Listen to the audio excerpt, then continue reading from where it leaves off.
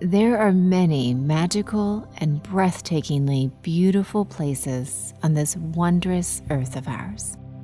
Enchanting jewels that have been sprinkled throughout the land and sea.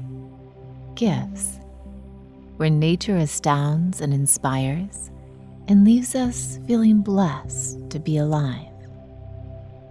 Places where culture overflows and is filled with acts of devotion and colorful celebration. The setting for tonight's bedtime story is one such place. It is like no other on earth, unique and charming, where the setting sun turns the world incredible shades of pink and purple, and scenic waterfalls drop from great heights into picture-perfect bowls of turquoise blue water, where the culture overwhelms the senses in a delightful act of intoxication, where you are welcome. Yes, tonight we will travel to an exotic string of islands in the South Java Sea, a stone's throw from the northern coast of Australia, and a hop, skip, and a jump from the bottom of the Malaysian peninsula, to a warm and verdantly green Indonesian island, to the lush and alluring tropical paradise of Bali. So make yourself comfortable and ready to sleep. Relax your body with a few deep and easy breaths, and stretch out your arms and legs and let them flop like loose noodles into your comfy space.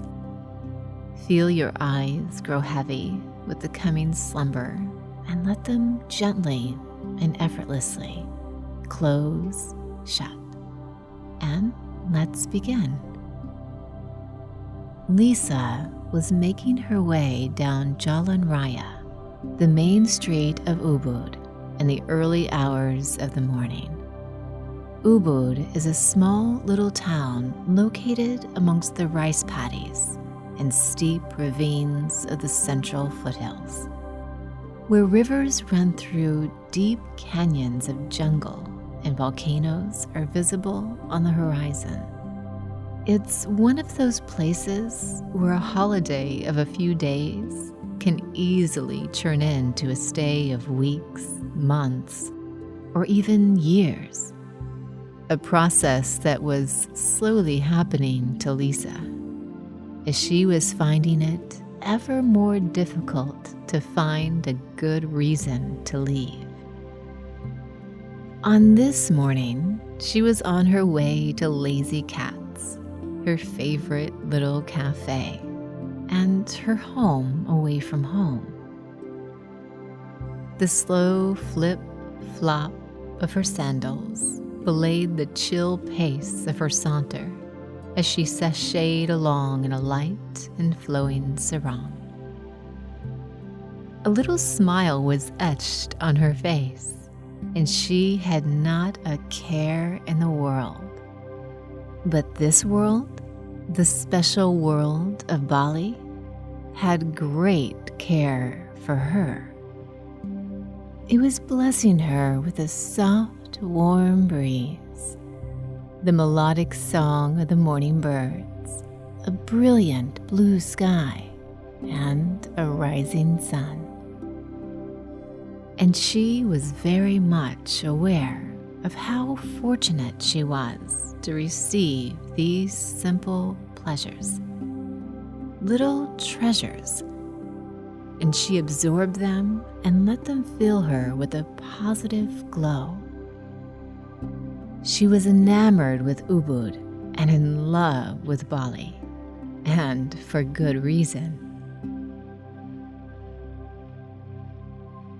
There are some 17,000 islands scattered in the seas surrounding Indonesia, and amongst them, there is the one and only Bali, an emerald green legend of an island that could easily be mistaken for the Garden of Eden.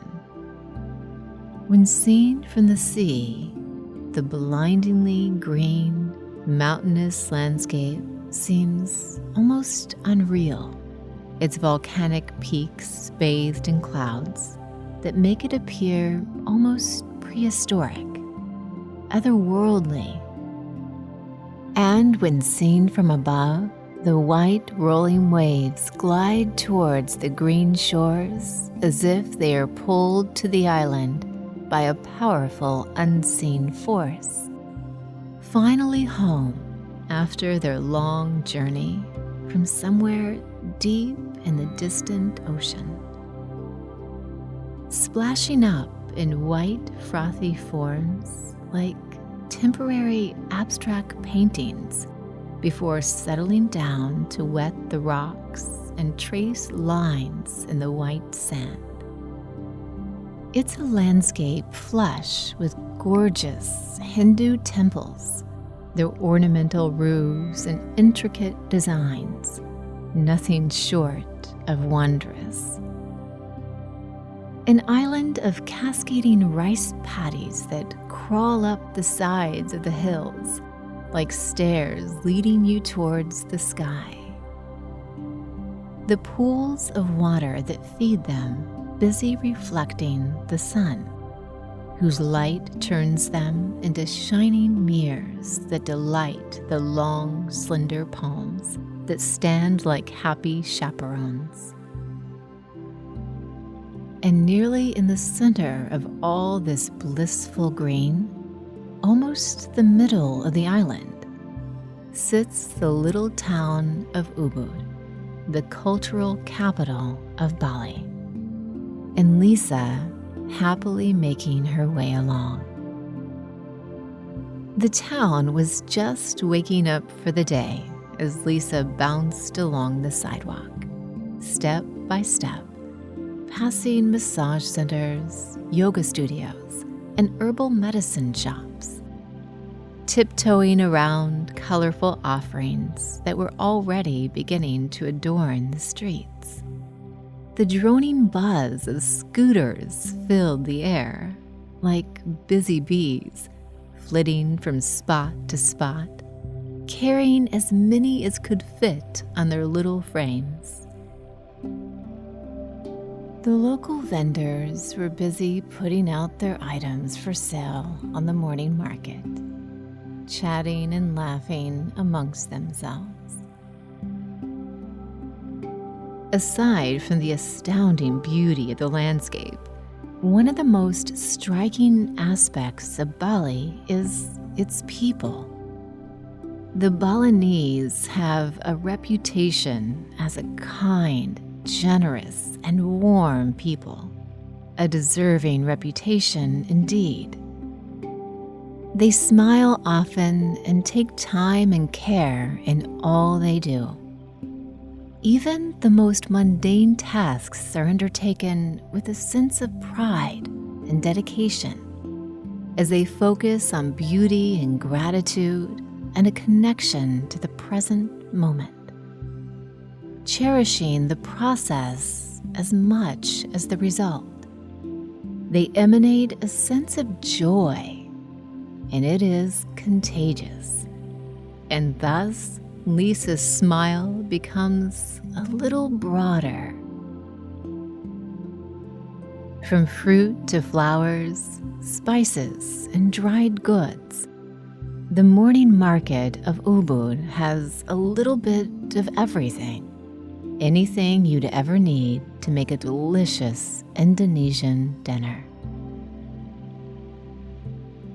Spilling out on the roads were baskets of jackfruit, the largest of all fruits, and piles of red and round rambutan, sitting and waiting to refresh with their juicy splash, once described as the offspring of a love affair between an orange and a plum.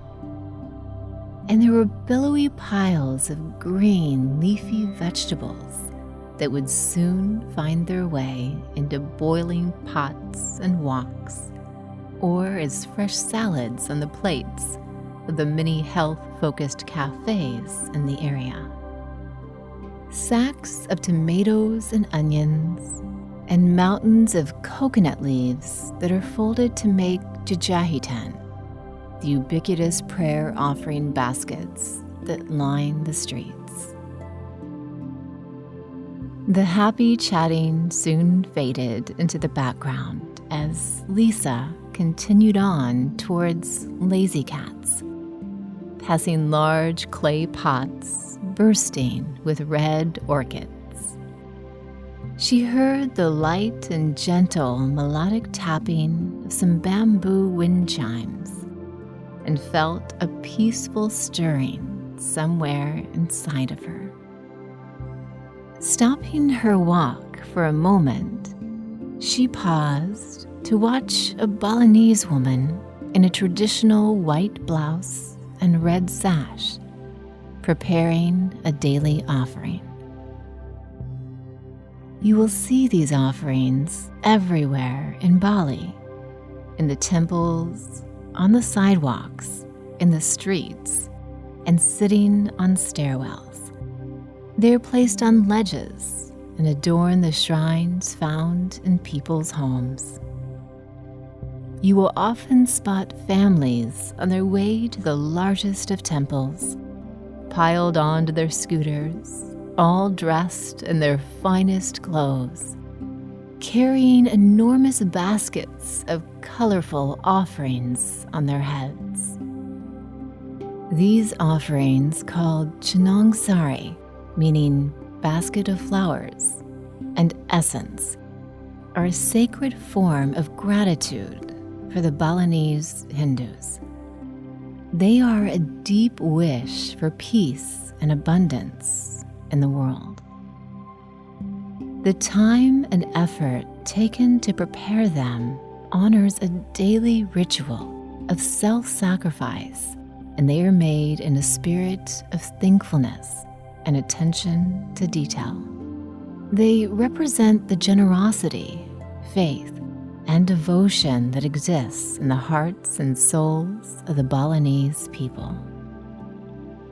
With great care, the woman placed her offering in the small shrine in front of her house.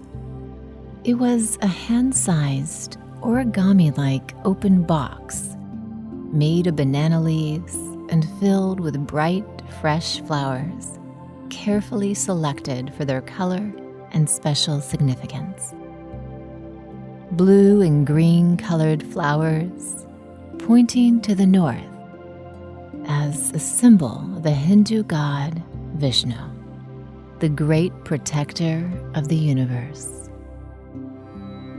The woman completed the offering by placing a few coins, a small bit of food, and a burning incense stick on top.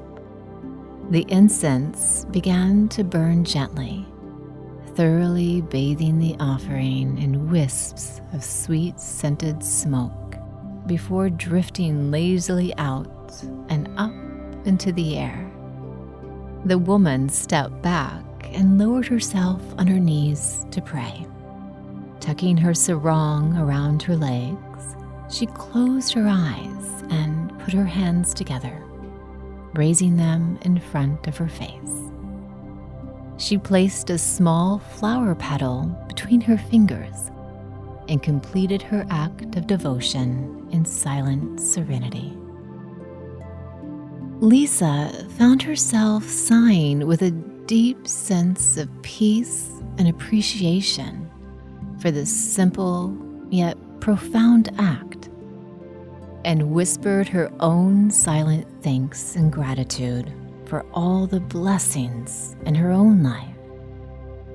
Buoyed and infused with the sentiments of the Chinang Sari, Lisa turned and took the last few steps to Lazy Cat's and up the stairs to the second-story cafe. The cafe was being warmly lit by the morning sun, filtering hazily through the skylights above, and the large open space and high ceilings greeted her with a breath of fresh air. She felt welcomed. There were already a few people lounging on the comfy vintage chairs and sofas, amongst the plants that filled the space with little bursts of green, reading and sipping aromatic cups of Indonesian coffee. Lisa loved Lazy Cats for its organic and healthy food and its bohemian and classy style. She took a seat on the terrace, which looked out over the street above the subdued hubbub of the scenes below. As she settled in and waited for her refreshing, tangy tamarind cooler to arrive, she closed her eyes to meditate and settle into the present moment. She tuned in to the slow expansion of her chest as fresh air filled her lungs, and to the soft exhale that completed the life-giving rhythm. When she opened her eyes again, she was delighted to see that a butterfly had fluttered up from somewhere below. It circled and danced in the air a few times before settling onto the railing beside her. A beautiful swallowtail with brilliant turquoise and vibrant black colors. It sat there peacefully, slowly opening and closing its wings to warm its body in the soft sunshine. The waitress saw and beamed a bright white smile at Lisa. Here in Bali, we have a saying: if a butterfly enters your house, someone special is coming. Now, Lisa didn't need any more reasons to smile. Bali was already giving her a plenitude, but this little special touch of Balinese culture truly delighted her, and she wondered. Drawing a delicious gulp of her drink through her bamboo straw, Lisa relished the spicy ginger flavor. It was at this moment that she spotted her friend Jade coming up the stairs, who instantly began waving happily when she saw Lisa sitting at the terrace. The two had met just a few days before at a yoga class and instantly connected over their love of nature and the healing arts. Jade had been living in Ubud for many years and was full of advice and fun things to do in this charming little town. Lisa waved back, and Jade smiled a big, wide smile and came bouncing over to join her. Lisa looked at the railing, but the butterfly was gone, off to bless someone else with a visit from a friend. "So good to see you again," she said as Jade embraced her in a big, warm hug. "So lovely," replied Jade.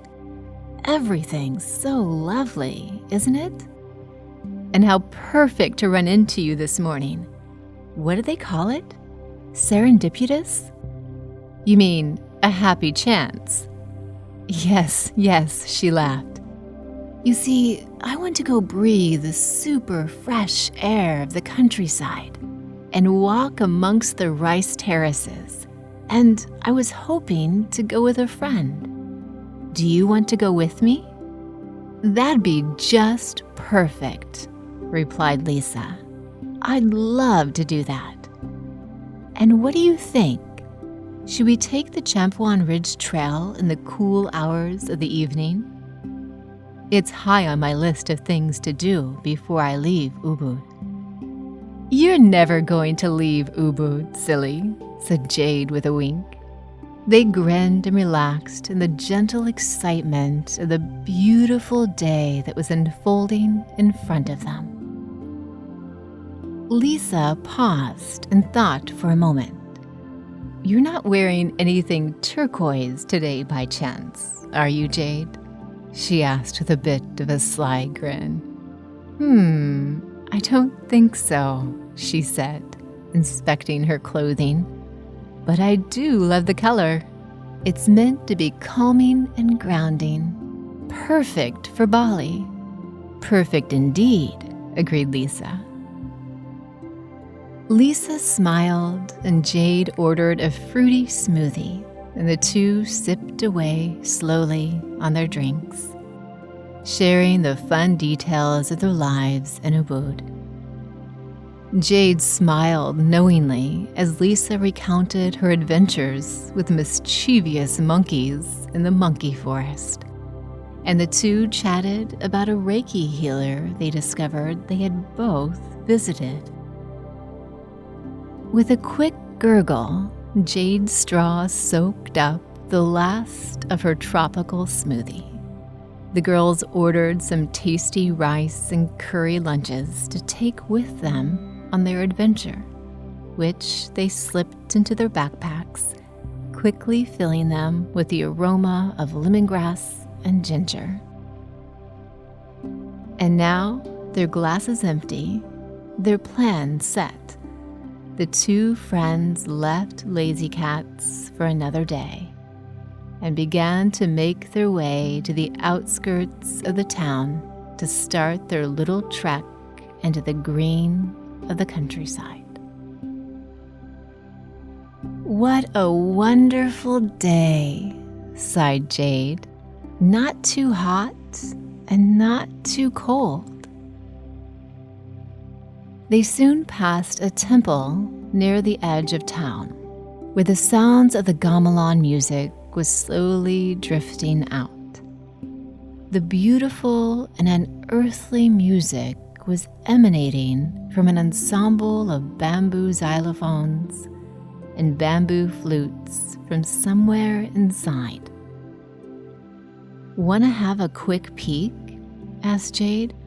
Lisa nodded happily, and the two passed softly through the carved gates. Fortunately, they were both wearing sarongs, just like any Balinese visitor in the temple. They passed through a lush garden full of orchids and ferns, and a lovely pond filled with lotus flowers and colorful Japanese koi fish. The temple was very serene and relaxing as they followed the shimmering notes of the gamelan down a stone walkway. The two peeked into a courtyard and gasped with delight at what they saw. "They must be practicing," said Jade. What they saw was a handful of Balinese women practicing a traditional dance. The dancers were moving their arms, legs, neck, and fingers in a series of jolted angular motions, their eyes very wide open. "I think this is the barong dance," said Jade.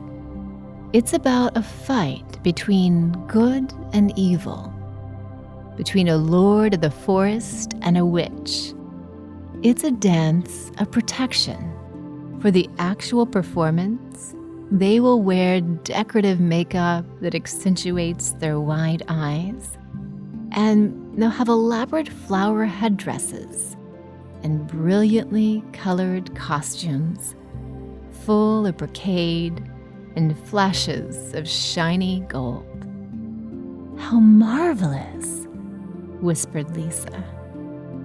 The dancers moved gracefully and elegantly on their bare feet, lifting high on their toes as they formed the shapes of the dance. The two women watched, mesmerized, until the dancers paused to take a break. Their hearts content, the two tiptoed their way back out of the courtyard and along the path to resume their trek into the lush green rice fields. Most people who have visited Bali say the real Bali can be found where the rice grows. Probably because the beauty of these fields leaves such a lasting and profound impact.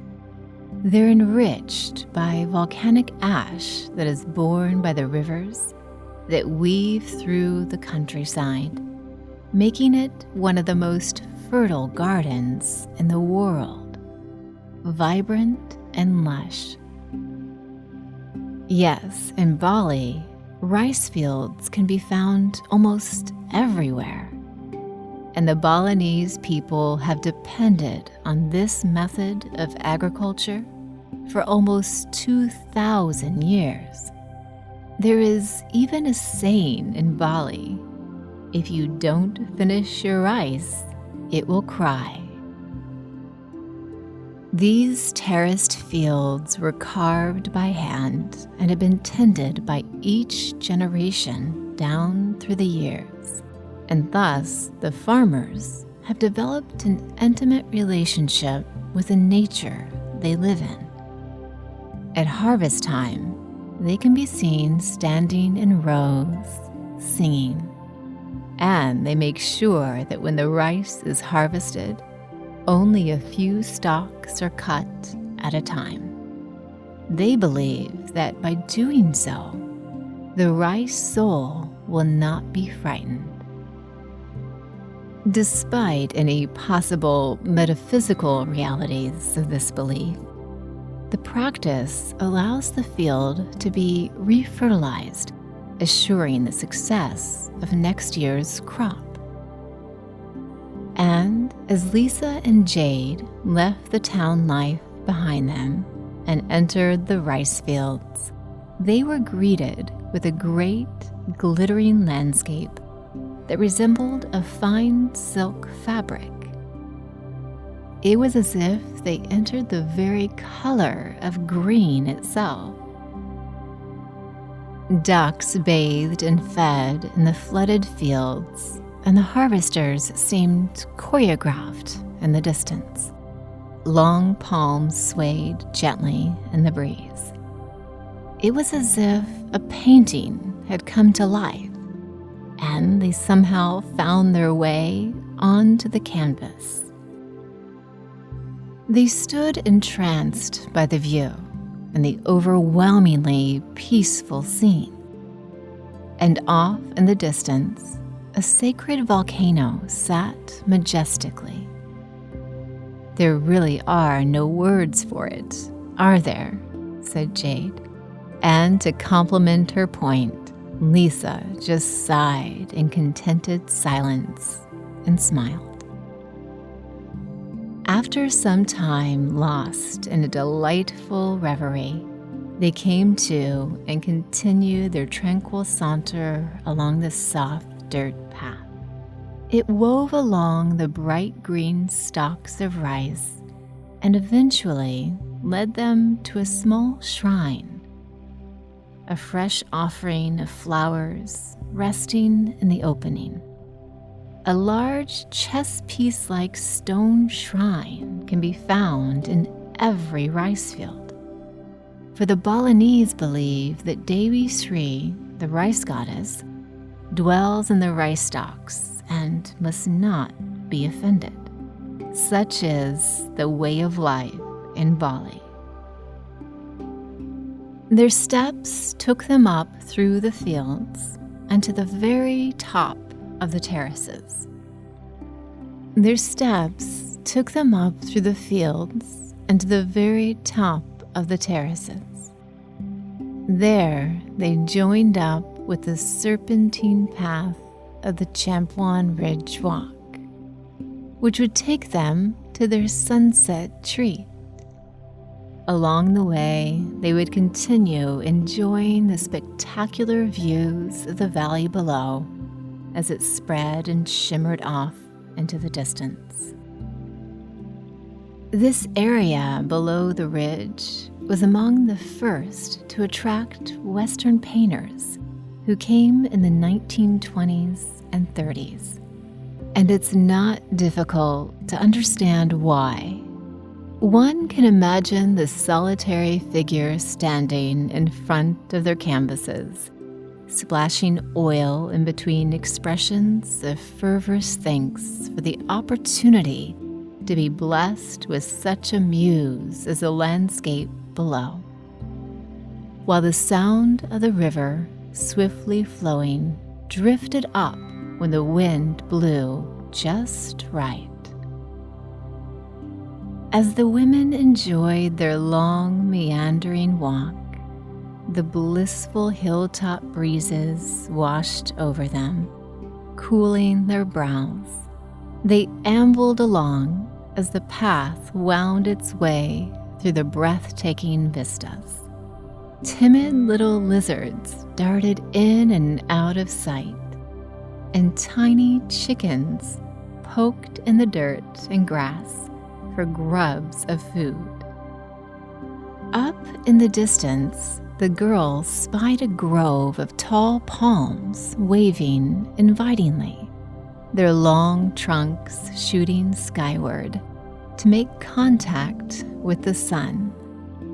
They stopped here in the shade for a good long rest, to relax and enjoy the cool of the late afternoon, and enjoy the mix of spices in their curry lunch. Down in the valley below, some locals were bathing and washing clothes in the river, worlds removed from thoughts of skyscrapers and daily commutes, and even fixed time. One only needed to look to the sky and the sun's position in it to know the time of day here in the tropics. The Balinese watch, as they say. And it wasn't long before Jade and Lisa looked up and saw that the sun was reaching its height and was preparing to begin its slow descent beyond the horizon. Soon it would fill the sky with its watercolors. Have you heard about the special happening that occurs out here each night? Asked Jade. Special happening? No, I haven't. Oh, do tell me, responded Lisa. Jade grinned. I think it's better if you just witness it, which you will. Just wait. Jade was referring to a strange natural phenomenon that occurs each evening just north of Ubud, where thousands upon thousands of white herons arrive and prepare to roost for the night before flying off again in the morning. The villagers believe they bring good luck. They certainly bring a feeling of wonder and enchantment to the already spectacular setting. And as the herons began arriving and settling in the trees, Lisa knew that she would be staying on in Ubud indefinitely. With so much magic here, so many memories that she would never forget. She truly felt at home and at peace. And as the light continued to grow more subdued, the herons grew quiet. It was time for the nightly show, a Balinese sunset. The frogs noticed too and began their evening concert. Slowly at first, and as if on cue, the crickets joined in, the string section of this night's concert, filling the stanzas with the higher notes. Here in Bali, it wasn't just the sky that turned colors, but everything that was.